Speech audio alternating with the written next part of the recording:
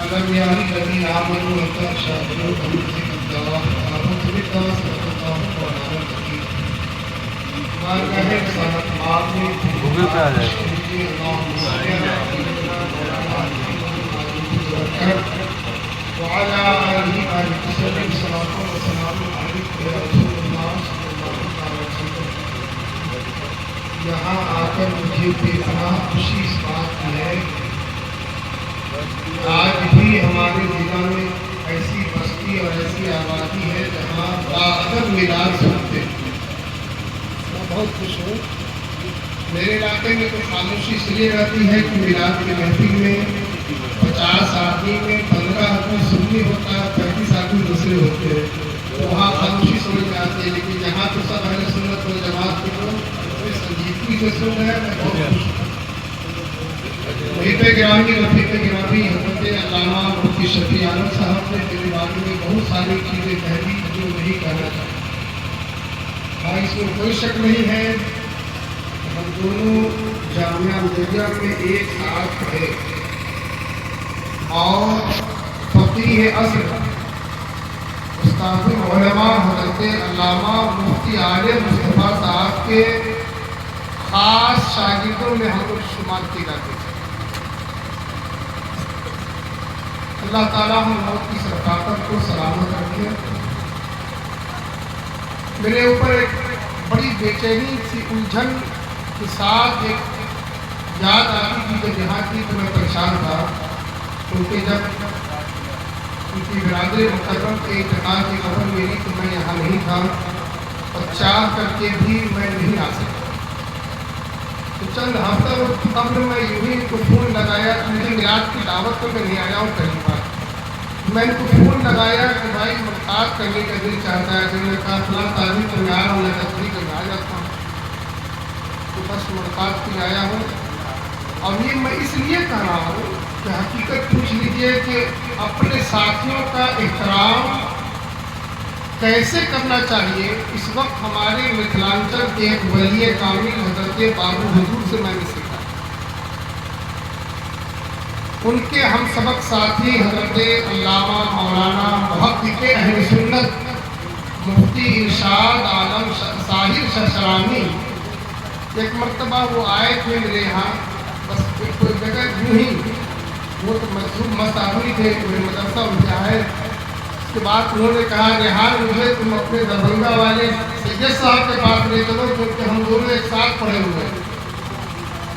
میں ان کو لے کے پہنچا مغرب کے وقت بسفی سے دربھنگہ. جب مغرب کے بعد پہنچا تو بابو حضور کی خانقاہ میں مغرب بعد اگر آپ لوگ کبھی گئے ہوں گے تو دیکھتے ہوں گے دربھنگہ کے 62 لوگ بیٹھے رہتے ہیں اور اس وقت گفتگو ہوتی رہتی. اس وقت کوئی دعا تعلیم وغیرہ کے لیے آتا بھی ہے تو واپس جاتا ہے. میں دیکھا بابو حضور جب تک دونوں رہے وہاں پر بابو حضور مکمل محل گفتگو رہے. اور پہلی مرتبہ میں نے دیکھا کسی کو رخصت کرتے ہوئے جب چلنے لگے تو بابو حضور کہے آپ لوگ بیٹھیے میں ان کو باہر تک چھوڑ کے آؤں گا کیونکہ یہ میرے کلاس ساتھی ہیں. پھر بابو حضور وہاں اپنی جگہ سے اٹھ کر کے باہر جہاں پر میری گاڑی موٹر سائیکل لگی تھی وہاں تک آئے. مجھے یہ نقش ایسا سینے کو اترا. میں کہا کہ یا اللہ ہم لوگ اس طرح اپنے ساتھی کی قدر نہیں کرتے ہیں. اس لیے کہ آپ کے علاقے میں جامعہ مجدیہ کے ساتھیوں میں حضرت مولانا مفتی شفیع عالم صاحب اور جامعہ اشرفیہ کے ہم سبق ساتھیوں میں آپ کے مفتی شمس الدین صاحب کو مدرسہ اشرفیہ کے بانی ہوتے ہیں. بہرحال آپ کو مقصد مطلب درود پاک پڑھ لیجیے. اللہم صلی علی سیدنا مولانا محمد والسلام یہ علماء علامہ نعیم الدین چھپراوی رحمۃ اللہ تعالیٰ نے سراپا عاشق رسول. میں ایک مرتبہ بدایوں شریف گیا. حضرت علامہ اور شیخ طریقت سالم میاں رحمۃ اللہ تعالیٰ نے مجھ سے پوچھے کہ ریحان تمہارے بہار کے ایک عالم میرے ساتھ حج کے سفر میں تھے سمندری جہاز میں، میں نام بھول رہا ہوں. میں نے کہا کہ کچھ بھی نشانی بتائیے تو میں بتا دوں گا. انہوں نے کہا کہ وہ بھوجپوری میں زیادہ کلام کہتے تھے. میں کہا کہ بھوجپوری میں ایک دو مجھے یاد ہے تو بتائیے. تو انہوں نے کہا آ گئی تیکی نگری. اور دیکھو سامنے ہے جدہ نگری. میں کہا حضرت علامہ نعیم الدین صاحب رہے. انہوں نے کہا کہ حج کے سفر میں واقعی میں ایک عاشق کی جو کیفیت ہوتی ہے اپنی آنکھ سے دیکھنے کو ملے. انہی کا ایک کلام ہے جو میں اکثر تقریر میں تحت لفظی مرد کرتا ہوں. جو عشق نبی میں مست ہوا کیا بات اس مستانے. جو عشق نبی میں مست ہوا کیا بات اس مستانے کی. ہر کام خرد کی 100 منزل وہ شکل تو ہے دیوانے. ہر گام خرد کی 100 منزل وہ شکل تو ہے دیوانے کی. وہ کیف حضوری کیا کہیے بھی تو کہنا مشکل. دیکھو حضور صلی اللہ تعالی علیہ وسلم کے عشق اور آقا کریم صلی اللہ علیہ وسلم کے تصورات کی جو کیفیت ہوتی ہے وہ بیان نہیں کر سکتے. فرماتے ہیں وہ کیف حضوری کیا کہیے بھی تو کہنا مشکل ہے. اشکوں کی وہ لذت کیا کہیے یہ بات نہیں سمجھا. عشق رسول میں جب آنسو گرے اس کیفیت کو کس سے سمجھائیے گا. بڑھا دیجیے اس کو.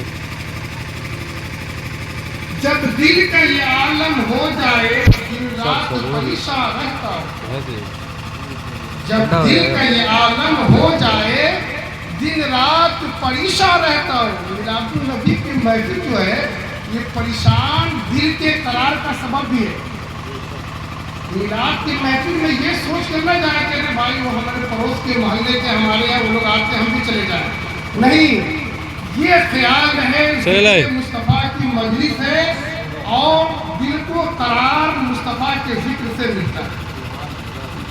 تو فرماتے ہیں جب دل کا یہ عالم ہو جائے دن رات پریشان رہتا ہو.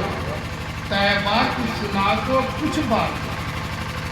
طیبہ کی سنا دو کچھ باتیں ہے شکل یہی سمجھانے کی ہے شکل یہی بہلانے کی. یعنی دل جب پریشان ہو آقا کے مدینے کی باتیں سنا دیجیے دل کو بہلانے کا طریقہ ہے. اب موت رحلت رسالہ ثواب کی مجلس ہے تو ہم لوگ کو بھی کیسا وہی گرامی کی تقریر یہی تھی کہ ہمیں کیسی زندگی گزارنی ہے. علامہ نعیم الدین فرماتے ہیں جب ہجر میں ان کے رو رو کر جاتا ہے کوئی شیدا ان کا. دنیا میں مصطفیٰ کی یاد میں رو رو کر. اور ابھی بیدم شاہ وارسی کا کلام پڑھے قاری صاحب اس میں بھی یہی مفہوم تھا. جب ہجر میں ان کے رو رو کر جاتا ہے کوئی شیدا ان کا تربت پہ علامت ہوتی ہے کہ یاد رہے دیوانے. جب کوئی سچا عاشق رسول مرتا ہے اس کے قبر کے نشان ایسے ہی زندہ ہو جاتے ہیں تاکہ قیامت تک لوگ سمجھ جائے کہ یہ دیوانہ کیا ہے. اس کا دیوانہ عبد الپاک کو ایک مرتبہ اللہ صلی اللہ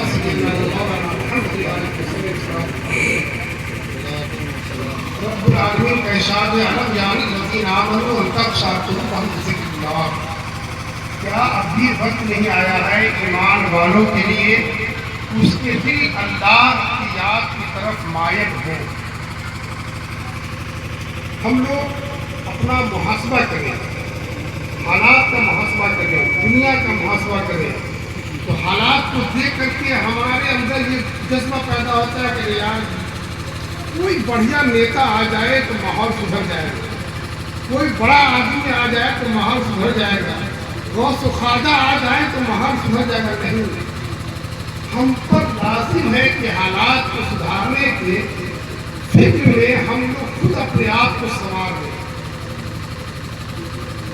اس لیے کہ جب یاد الہی سے ہم سب کے قلب روشن ہوگی, جب ہم سب رب کے فرما بردار بندے ہو جائیں گے انشاءاللہ یہ دنیا بھی ہماری اچھی رہے گی, آخرت بھی. اللہ فرما رہا ہے کیا اب بھی وقت نہیں آیا ہے ایمان والوں کے لیے. اب غور کریں, ہم لوگ اتنا تو کہتے ہیں کہ ہم مسلمان ہیں لیکن جب رب کہہ رہا ہے کہ ایمان والوں کے لیے وقت میں آیا ہے، مطلب ایمان والا ہونے کے بعد ہم پر لازم ہے کہ اپنے معمولات کو سنوارے، اپنے اعمال کو اصلاح کرے۔ اس کا تقاضا رب العالمین فرماتا ہے، اللہ کو یاد کرے۔ آپ کہہ رہے ہیں اللہ کو تو ہم ہمیشہ یاد کرتے ہیں، آئیے قرآن سے پوچھے ہے قرآن رب کو کیسے یاد کرے؟ قرآن فرما رہا ہے اقیم الصلاۃ لذکری، یعنی میری یاد کے لیے نماز قائم کرو۔ صرف اللہ اللہ کہہ کر کے اب کہنا کہ ہم تو اللہ کو یاد کرتے ہیں، اس سے کام نہیں چلے گا۔ قرآن کا حکم ہے اگر تمہیں میری یاد منانی ہے، میری یاد کرتے ہو، تو میری یاد کرنے کا سب سے حسین طریقہ یہ ہے کہ تم نماز پڑھو۔ آج بڑی بے راہ روی، دوسرے کا رونا رونے کی ضرورت نہیں ہے، ہم لوگ صرف پکے سچے مسلمان ہو جائیں، ہمارے اندر یہ جذبہ پیدا ہو جائے، حضور رحمت عالم صلی اللہ تعالی علیہ وسلم کے بتائے ہوئے نقوش پر ہم کاربند ہو جائے، انشاءاللہ الرحمن ہمیں کوئی انگلی دکھانے والا رویہ دشمن ہونا، مخالف ہونا، حاصل ہونا۔ رسول اکرم صلی اللہ تعالی علیہ وسلم کی شان میں رب العالمین ایسے ایسے ارشادات ظاہر کیے، اس کے باوجود رسول پاک کے دشمن تھے، حاسد تھے۔ پھر ہمیں کیا سوچنا ہے کہ میرا لوگ دشمن کیوں ہیں، میرا حاسد کیوں ہے؟ بلکہ اگر دشمن ہے اور آپ اپنے اعمال پہ چلتے رہیں، اپنے معمولات کو محفوظ رکھے، گھبرائے نہیں، یہ سوچ لیں کہ حضور رحمت عالم صلی اللہ علیہ وسلم کی بھی تو مخالفی تھے، اللہ کے رسول تو سچا اچھا کام کر رہے تھے نا، پھر بھی ان کا گاؤں، ان کا جنم بھومی ان پر تنگ کر دیا گیا۔ میرے آقا مکہ چھوڑ کے مدینہ گئے، آپ پر تو ایسی نوبت نہیں آئی کہ محلے میں اتنی سختی کی گئی ہے کہ آپ گاؤں چھوڑنے پر مجبور ہو گئے۔ ابھی زمانے میں گاؤں صرف دو ہی آدمی چھوڑتا ہے، یا تو سسرال کا مال جس کو ملنے والا رہتا ہے تو سسرال میں بس جاتا ہے، یا تو زیادہ پیسہ کما یا تو شہر میں بس، اس کے علاوہ کوئی دوسرا گاؤں نہیں چھوڑتا ہے۔ تو ہم آپ سے پوچھنا چاہتے ہیں، آپ پہ ایسی سختی تو کبھی نہیں آئی کہ محلے کے لوگوں نے ایسا ماحول پیدا کر دیا کہ آپ مجبوراً اپنے گاؤں کو چھوڑنے کے لیے تیار ہو گئے؟ جب ایسا دور نہیں آیا، پھر ہمیں اپنی اشریعت پر، رسول پاک کے بتائے ہوئے اسوہ حسنہ پر مضبوطی سے قائم رہنے کے کون روکتا ہے؟ ہمیں چاہیے کہ ہم اس پر مضبوطی سے قائم رہیں، اس پر کاربند ہو۔ اور جب ایسا ہوگا، کل مبارک رات آ رہی ہے نا، اتنا زیادہ گھومیں گے، قبرستان کی حاضری ہے، ایک مرتبہ چلے جائیے، آدھا گھنٹہ، ایک گھنٹہ، جتنا دل چاہے وہاں رکیے گا، آ کر کے مسجد میں عبادت کریں۔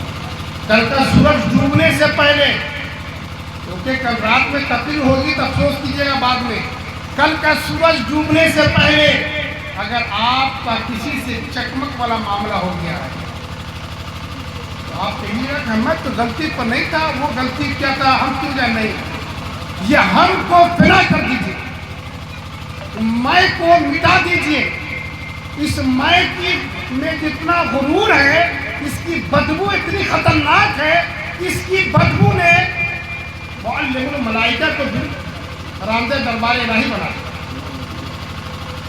سورج ڈوبنے سے پہلے ماں کا بھی پاؤں پکڑ لیجیے، باپ کا بھی پکڑیے، محلے میں کسی سے بھی اگر کوئی کہتے ہیں مشرقی اعلیٰ حضرت کے پابند ہیں، تو اعلیٰ حضرت کی حیات میں بریلی شریف سے ایک پوسٹر نکلتا تھا، جو جتنے لوگوں کا وہاں پتہ ہوتا سب لوگوں کو بائی پوسٹ بھیجا جاتا ہے، اپنے اپنے محلے میں اس کو پڑھ کر کے سناؤ، ایک دوسرے سے مسکرا کر کے گلے ملے تھے۔ اب بات آتی ہے کہ بھائی اس سے ملیں گے میری ناک کٹ جائے گی، اس نے ایسی جگہ مجھے ذلیل کیا ہے کہ پورے لوگ جان رہے ہیں کہ میری غلطی نہیں تھی، میں کیسے ملوں؟ اب آئیے مصطفیٰ کریم کی حدیث میں سناؤ، اس سے پہلے درود شریف سنائیے۔ اللہم صلی علی سیدنا مولانا محمد الجود والکرم صلو علیہ الصلوۃ والسلام علیک یا رسول اللہ صلی اللہ تعالی وسلم۔ معاملہ آئے گا کہ ناک کٹ جائے گی، لوگ مجھے کیا کہیں گے؟ ہیلو، وہی مارا ہم اس سے گلے مل لیں۔ وعلیکم السلام۔ اللہ کے حبیب صلی اللہ علیہ وسلم ارشاد فرماتے ہیں تجھے اگر کسی کو در گزر کرنے میں کیا ہوا؟ کسی سے ملنے